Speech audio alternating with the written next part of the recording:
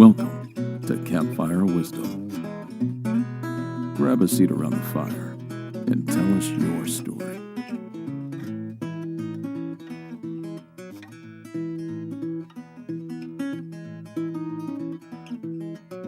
Hello, everybody. Welcome back to Campfire Wisdom. This is Greg.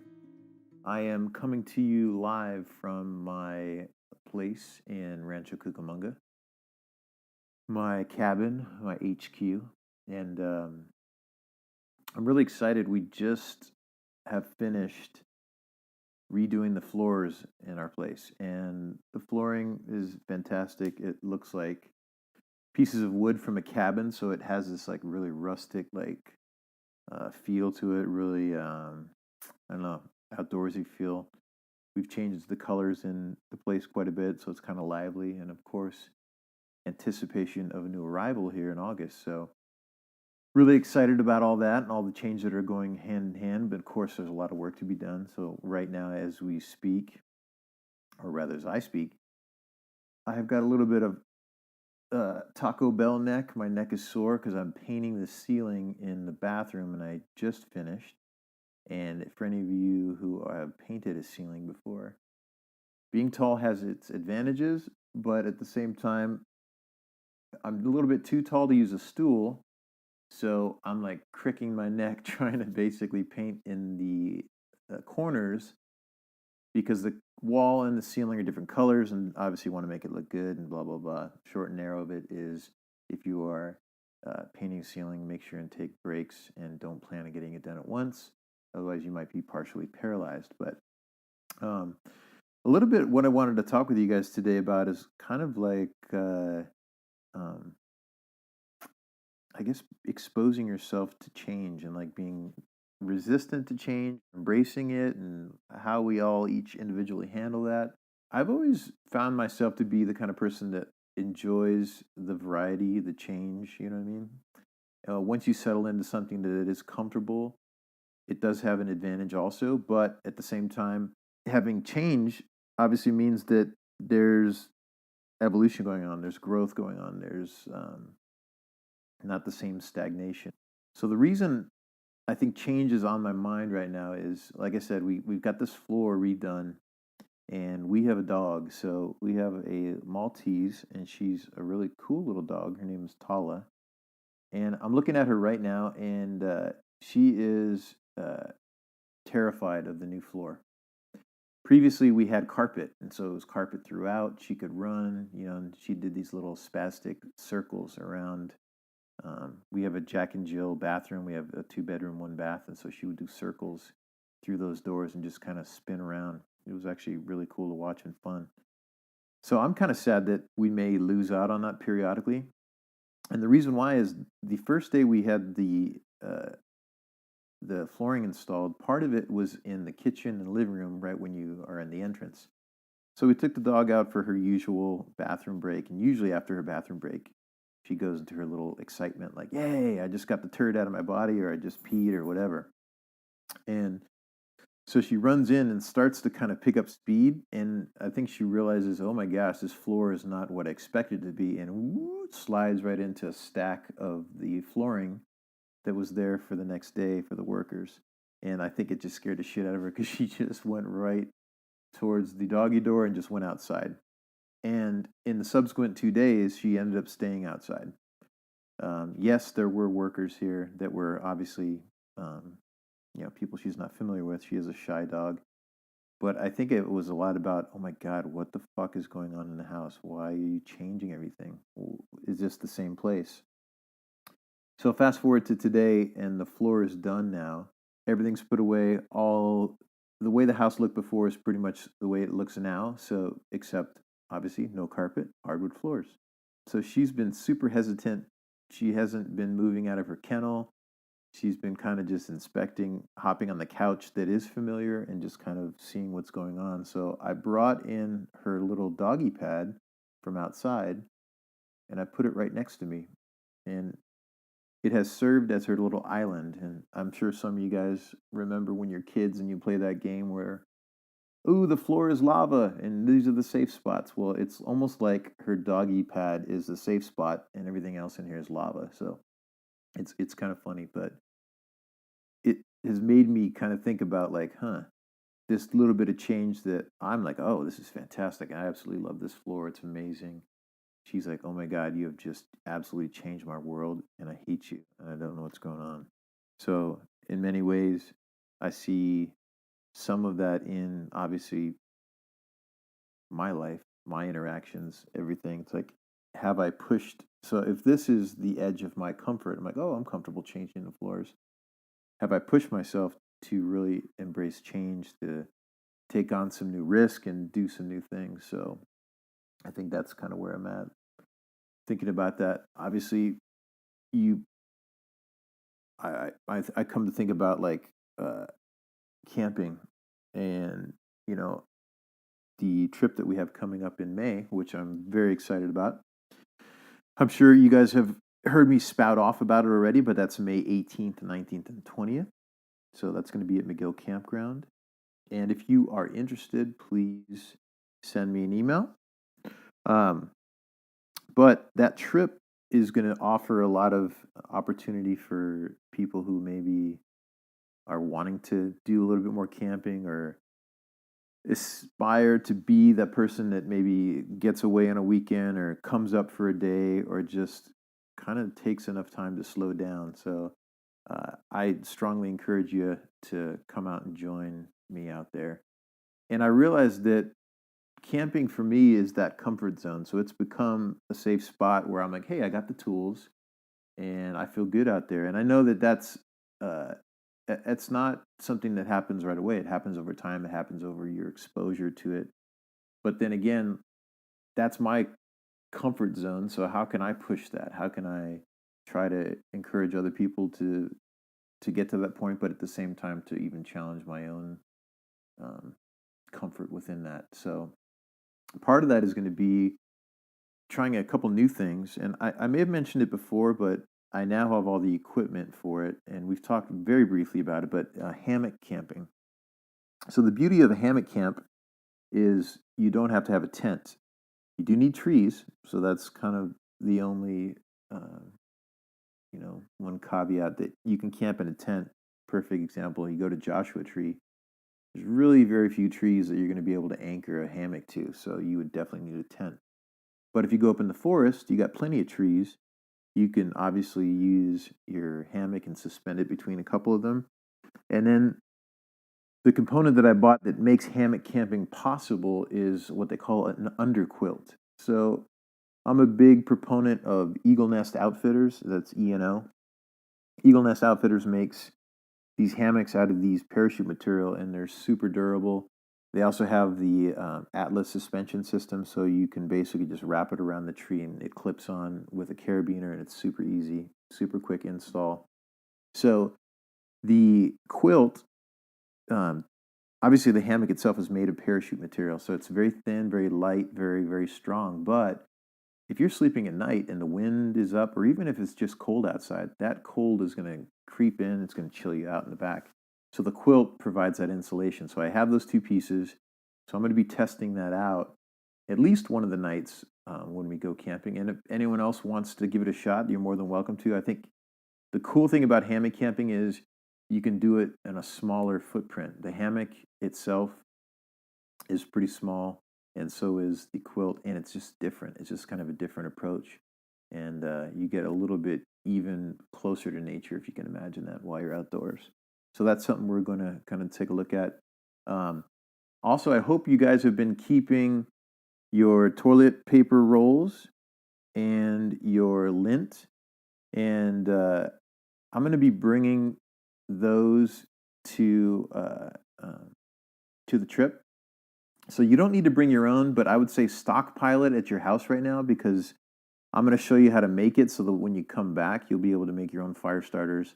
And they're super useful, super easy. And then also, it's kind of nice because you're just using up stuff that you would normally throw away, right? This is stuff that you can recycle and reuse and repurpose. So I like that fact of it. So I will bring enough dryer lint and empty paper roll or empty toilet paper rolls And the third component is a little bit of wax, and so I will bring that, and that's how we're actually going to seal it up. I don't think I've exposed that to you yet. That's how we're going to get that nice, consistent burn and make that dryer lint not just flare up, but just actually sustain a nice flame in there and start the fire. So I'll bring all that stuff for us. And I think another component too, obviously, we talk about campfires, we talk about having that warmth and that hearth around. I'd like to teach you guys how to build a fire, how to build different fires for different environments, why you would use one over the other, and then of course there's just proper things to do. Only in that getting a good flame, getting it to burn from the start, and not having to deal with issues with like it going out and you having to do all this monkey business, blah blah blah. What I want to talk about today is the absolute essentials that you will need for our trip in May. First off, and again, your absolute essentials for May, maybe you can't obviously make it to California, and I get that. But this is going to be, the absolute thing you're going to need, bare minimum. I will provide the rest. So you need a sleeping bag. There's no ands, ifs, or buts about it. Or you need several blankets. You need like a comforter and something. The big thing is you want something that's going to keep your feet warm. So the beauty of a sleeping bag, obviously, it contains your legs and lower extremities. It contains your entire body, actually, if you like it like that. Most people like to keep their arms out to some degree, but you want to keep your feet warm because at night, laying down in a tent, your feet tend to be closer to the wall of the tent. It's cold, or at least you don't have, obviously, the ability to adjust the AC or heat in your house. So you want to plan for that. So multiple blankets and or a sleeping bag. You're going to want a tent. If you, maybe you got a big tent and you can share it with someone else, great. If you're coming in a group of people, that's fantastic. But you need something, obviously, to protect you from the outdoors. Now, if you want to sleep on the ground by the fire and you've got a cot that you can do that with, or maybe you just want to post up by on the ground yourself, hey, more power to you. That's cool. I love that. I've camped like that myself. With the sleeping bag, of course, you need to have some type of pad. Maybe if you're, not really sensitive to the ground or you're good, blah, blah, blah, you may not need as much padding. A yoga mat is perfect. Probably on the cusp of maybe being a little too thin. So yoga mat or thicker is kind of what I suggest. If you have any old blankets, or sometimes people have old sleeping bags that the zipper's broken on, that makes a great pad. I'll actually be using one like that myself as kind of like an insulation pad underneath all of our stuff. So consider that. You need something to just get you off the ground a little bit. That could be, like I said, foam pads. It could be an air pad that you get at like REI or an outdoor store. It could just be, they have these accordion pads that Thermarest makes that you can pick up for, really cheap. Keep in mind, you don't have to get everything at REI. You can get stuff at Bass Pro Shops. You can get stuff on Amazon, online. If you have any questions about what you should or shouldn't get, you're totally able to reach out to me. I will love to help you. campfirewisdom@gmail.com. So we've talked about tent. We've talked about sleeping bag. We've talked about ground pad. So that's going to keep you nestled, cozy, warm when you go to sleep at night, okay? Sleeping well and being comfortable in your tent, obviously critical elements. Another thing we want to talk about is a light source. Now, I am a proponent of minimal light.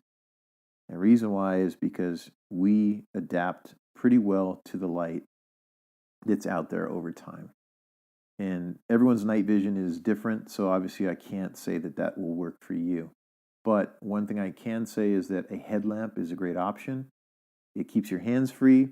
So you could pick up Black Diamond makes a good one. Petzl makes a good one. You can't really go wrong. 15, 20 bucks. You're going to want something. If you already have a flashlight, that's fine. You want to rock that, by all means, feel free to do so. I will bring out wood for us. So that part is handled. And clothing. I guess clothing is really the last thing. So keep in mind, you want to have stuff that you can take off and add on. So layers are critical. So what do I mean by layers? Well, some people say, "Oh, I'm going to do long johns." It's like, well, yeah, long johns are great, but you're going to be hot during the day because that's your base core, so or your base level. I think what you might want to consider is long johns for a night to throw on, or just multiple layers if you're like got some tights, like from yoga tights, and you're gonna throw jeans over it. That's a couple layers. That'll work. For me, I like to have like a tank top and then a t-shirt, then a long sleeve shirt and a vest. Now, obviously, that's how I like to do it because that's 4 layers right there. You keep your central core of your body warm and you're pretty comfortable. By the way, I don't know if you hear the dog. She's actually stepping away from the safe zone into the lava, and she just jumped onto the couch. Okay, sorry. Had to give you a little bit of feedback there because obviously Tala is a big part of the story here. We're talking about getting outside of your comfort zone, and that applies to everybody. So again, back to layers. Layers. A tank top, t-shirt, long sleeve shirt, vest. I'll have a jacket on over that if I'm cold. For me, I'm bald, so I wear a beanie. Beanie's my thing, or like a wide brim hat until it starts to cool off. And then lower extremities, I usually just go like obviously boxer briefs are what I wear, and then shorts. I'll throw a pair of jeans on over that. I rarely go double layer on my legs because I tend to go more so on the upper body. My legs tend to stay warm because I'm standing by the fire and I'm getting that ambient heat from there. But again, a pair of tights if you're got yoga tights, or if you're a girl and you got black, what do they call them, yoga pants, whatever. That will work for me. When I go to bed, I usually take off all my clothing and just put on long johns, just because I want to shed all the extra layers because I don't think I need all of that. It's not going to be that cold if you ask me, especially if you got a good sleeping bag. So we talked pretty much about the essentials that you'll need out there, and you may want to think about some toys. Obviously, outdoor activity stuff that you can do. There's plenty of room out there. We can do some things. Bring some shoes because there's some nice little areas we can kind of walk around. The top of Mount Pinos has this great area called, there's a campground up there called Chula Vista, but we'll do some stargazing out there. The canopy that's out there is amazing. It's completely open. We're going to go to this meadow, and the meadow up there, you can view the stars from left to right. It's endless. Maybe we'll be lucky and get a meteor storm. I don't know just yet if that's the case, but either way, we can hope for a clear sky. Sometimes the moon conspires against us and, shines its light too much, and then we don't really get to see the stars until, we're long gone or asleep or whatnot, but we can definitely try that. So bring some good shoes. If you have like a little camp knife you want to bring, maybe you got like a folding locking blade, maybe you got a fixed blade you want to bring, you can, mess around with some wood. People I know always like to carve or, mess around with stuff that's kind of in your wheelhouse. I'm going to bring the slack line, and I'm going to also have some food samples. I've got some like dehydrated meals that we've had, and we kind of got to eat them up. And I think it'd be kind of fun to kind of do a little taste test and get everybody a chance to try that. Cool thing about that is, if you want to talk about having a simplified kitchen, dehydrated meals where you just heat and add water is super easy, and you can get a nice variety of food as well. So I've been pretty surprised with how good those meals are. They're really delicious. So another thing you might consider is some reading material. Like if you want to just, what's your style? Do you want to sit outside? Oh, that's another thing. Chair. You can run a chair. So if you want to sit outside and read, that's great. There is going to be like a picnic table where you can sit. But generally the picnic table becomes like a spot where we put all the food and like paper plates and that stuff is there. It doesn't mean you can't sit there, but you might want to just be amongst the trees and just kind of sitting around. Maybe you want to take a little walk and throw down a blanket and just kind of lay down. So, maybe a blanket that you can lay down on the grass would be kind of nice. Any way you slice it, there's going to be a lot of opportunity just to kind of hang out and chill out and do whatever you want. So I really hope that you take the time and take the opportunity to step outside of your comfort zone and join us on that trip. And I'm actually calling it Camp McGill. I want to try to get people together and share that mentality and spread that mentality of having that communion with nature, having that moment where we all take the time to slow down and embrace the moment together, and probably just find out that we have so much more in common. I mean, obviously we're going to be amongst friends there, but at the same time, we're going to be a tribe. For those 3 days, we will be a tribe up at McGill. So Camp McGill, May 18th through the 20th. Send me an email, campfirewisdom@gmail.com, to reserve your spot. And if you can't make it out here and you're doing your own trip, that's amazing. So I'd love to hear about that too. So reach out when you get a chance. Take a moment to step outside of your comfort zone. Get away from the safe zones. Step into the lava. So I hope to hear from you guys. It's been nice chatting. Thanks for taking the time to listen to me today, and I hope you have a great one. Bye-bye.